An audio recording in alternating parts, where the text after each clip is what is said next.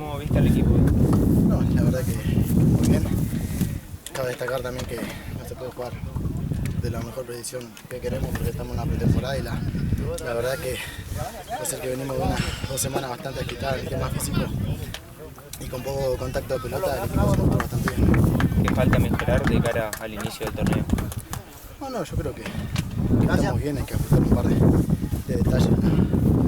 A veces llegamos bastante y definimos y bueno, quedó reflejado en el partido y tuvimos bastante llegada y bueno, el arquero yo tuvo muy buena actuación, si no el partido tendría que haber terminado por una diferencia de 2 o 3 goles a favor nuestro. Pero nosotros estamos ya mentalizados en el comienzo del campeonato contra el tiro, estos partidos nos sirven para como estamos parados y la verdad que nos vemos de la mejor manera. Y en lo personal, ¿volviste a convertir?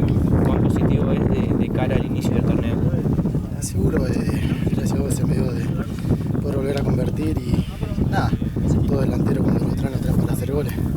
Me está tocando hacerlo de volante, bueno, trataré de hacerlo de la mejor manera, después bueno, me pasó a la función de delantero y bueno, pude convertir, pero te voy a repetir acá, lo que importa es que el equipo ande bien y tratar de comenzar con un triunfo contra el Tiro Federal. ¿Qué falta mejorar para llegar a ese partido? No, como te dije en la pregunta anterior, estamos haciendo las cosas bien, yo creo que hay buena calidad de jugadores, hay buenos recambios, el que entra a hacer las cosas bien, yo creo que vamos a llegar de la mejor manera y creo que vamos a poner al equipo en el lugar que se merece, ¿no? ¿Con qué te encontraste cuando llegaste a Guaraní?